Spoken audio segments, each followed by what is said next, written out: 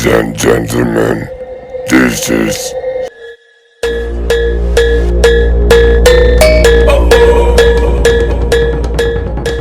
Tetap semangat semua teman-teman tenaga medis, jaga kesehatan, tetap berdoa, tetap berusaha, kita semua bisa jalani semua ini.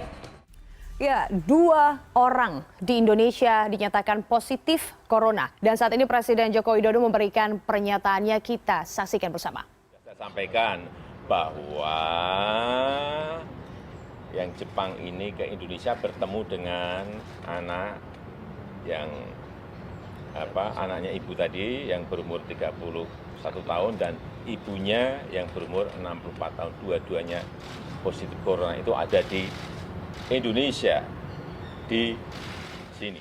Jumlah kasus konfirmasi positif COVID-19 di Indonesia hari ini mengalami penambahan sebanyak 3.622 kasus. Dan angka ini menjadi rekor tertinggi sejak kasus pertama diumumkan pada 2 Maret 2020 lalu. Ini dia datanya. Dan artinya apa? Kita tidak boleh abai, terus lakukan protokol kesehatan. Dan bicara soal COVID-19 ini erat juga kaitannya dengan vaksinasi. Di mana vaksinasi massal ini memang akan dilakukan pada awal tahun 2021. Vaksin COVID-19 ini nantinya hanya akan bertahan 6 bulan hingga 2 tahun.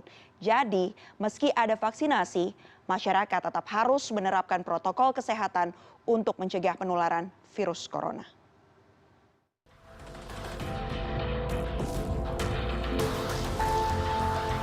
Vaksin COVID-19 memiliki batas waktu atau limitasi, yakni 6 bulan hingga 2 tahun. Ketua Umum Pengurus Besar Ikatan Dokter Indonesia, Daeng M. Fakih mengatakan vaksin akan disuntikan 2 kali untuk hasil maksimal limitasi 2 tahun dengan jarak 2 hingga 3 pekan dari suntikan vaksin yang pertama. Meski akan disuntik vaksin, masyarakat tetap harus menerapkan protokol kesehatan agar terhindar dari virus corona. coronaviruses invade cells through so-called spike proteins. The spike protein is the major surface protein that binds to a receptor, which acts like a doorway into a human cell. Once the spike protein and the surface of the human cell membrane fuse together, the genome of the virus is able to enter the human cell and begin infection.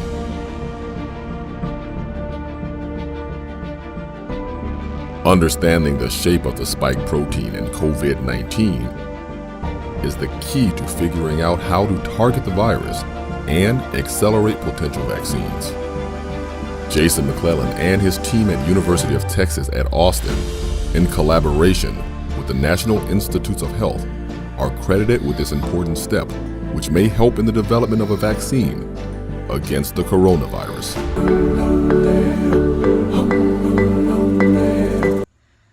Sebelumnya Ibu, saya di sini mau mewawancarai Ibu. Apakah Ibu bersedia waktunya saya minta sebentar? Iya, boleh. Jadi di sini saya akan mewawancarai Ibu mengenai COVID-19 yang sedang terjadi di Indonesia. Kalau boleh tahu sebelumnya saya berbicara dengan Ibu siapa? Apakah boleh Ibu memperkenalkan diri? Iya, nama saya Wiwi Widarti. Saya kerja di kantor notaris Gresik. Baik Ibu, jadi kita mulai saja wawancaranya ya. Iya. Kemudian gejala dari COVID-19 sendiri itu apa ya yang Ibu ketahui? Kalau yang saya ketahui secara umum sih ada batuk, ada pilek, ada demam tinggi, ada sesak nafas ya. Sesak nafas. Mungkin seberapa parah dan seberapa bahaya COVID ini menurut Bapak dan bagaimana proses penularannya? Kalau menurut saya, COVID ini sangat berbahaya. Kenapa? Karena ada namanya orang tanpa gejala. Benar sekali. Dan biasanya itu penyakit ini adalah melalui prosesnya pelan-pelan. Kenapa pelan-pelan? Tanpa disadari, ia akan tertular penyakit ini. Entah itu melalui dari jabat tangan, entah dia itu lagi berkumpul yang sifatnya banyak orang, dan juga tanpa kita sadari kita terkena namanya percikan. Nah, percikan ini yang sangat bahaya itu. Orang ngobrol dengan kita itu tanpa menggunakan masker. Benar sekali. Tips cara mencegah agar terhindar dari COVID-19 itu seperti apa? Ya, terima kasih Mbak Alia sebelumnya. Jadi menurut saya untuk mencegah terhindar dari COVID-19 ini, pertama adalah cuci tangan. Kita cuci tangan dengan durasi waktu yang tepat, aturan-aturan dan gerakan yang telah distandarisasikan. Ya. Lalu yang kedua adalah kita selalu menggunakan masker keluar ketika keluar rumah, seperti ke pasar, ke tempat keramaian. Lalu kita harus menjaga makanan dan minuman. Menjaga di sini untuk pola makanannya yang sehat, seperti makanan minuman yang mengandung vitamin C, buah-buahan seperti jeruk, karena gejala-gejalanya itu membutuhkan vitamin C, seperti batuk, pilek itu kan obatnya nggak jauh-jauh kan dari vitamin C. Nah, itu penting juga. Lalu yang terakhir adalah gaya hidup. Gaya hidup di sini seperti kita rajin-rajin membersihkan tempat tinggal kita, gagang pintu kita bersihkan, atau benda-benda elektronik yang sering kita gunakan kita bersihkan. Lalu yang terakhir adalah kita jangan sampai kepikiran terlalu berlebihan. Jadi sampai tuh orang luar virus, udah ada orang batuk sedikit padahal batuknya keselak sampai virus. Saya habis megang ini benda asing, jangan-jangan tangan saya ada virus. Jadi malah kepikiran, saya batuk dikit, jangan-jangan saya kena corona. Itu bukan kepikiran yang ada, kepikiran yang ada malah imunnya gak kuat. Lalu ketemu orang yang kita nggak tahu, ya gampang masuk corona ke dalam tubuhnya, ya kena, ya ujung-ujungnya sakit juga kan. Bagaimana pendapat Mbaknya sendiri tentang masyarakat yang menyepelekan aturan COVID-19? Jadi sebelumnya menurut saya ya, tentang menyepelekan COVID-19 ini, karena kita ini perlu untuk hidup bangkit kembali, ya kan. Setelah lamanya kita di dalam rumah berbulan-bulan, makanya itu benar-benar buat kita tuh terpuruk, benar-benar bahkan psikis kita bisa sakit juga karena itu. Lalu tiba-tiba ada pengumuman dari pemerintah tentang transisi new normal. Itu merupakan suatu harapan kita juga untuk bangkit kembali, untuk bangun lagi setelah pandemik ini. Meskipun kita mencoba untuk bangkit dalam keadaan pandemik belum selesai, bukan berarti pandemik ini sudah selesai, enggak. Seenggaknya kita bisa bangkit, punya harapan, kita udah normal, kita udah mulai mencoba menata hidup baru kembali lebih baik lagi dengan berdampingan dengan yang namanya corona.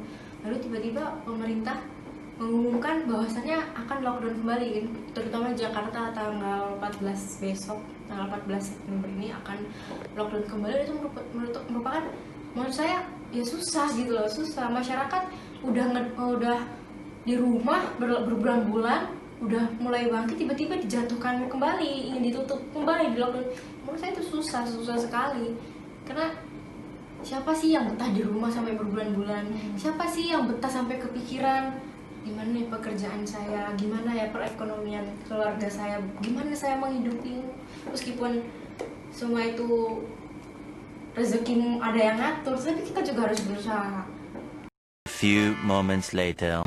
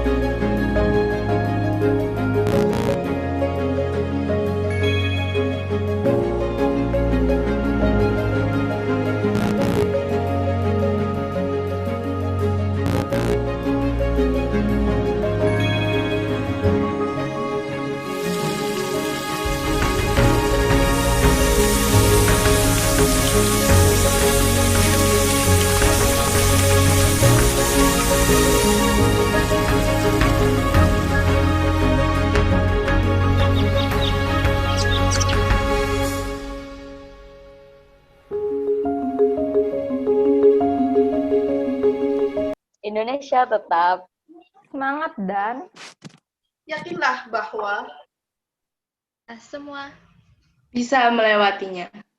Mari Kita bersatu melawan Corona.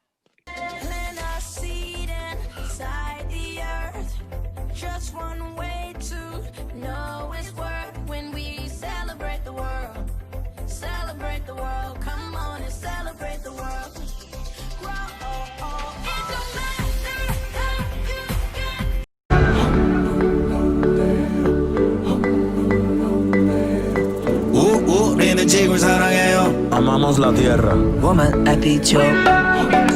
Come on, everybody. I know we're not all the same, but we're living on the same earth. Have you ever been to Earth? Everyone who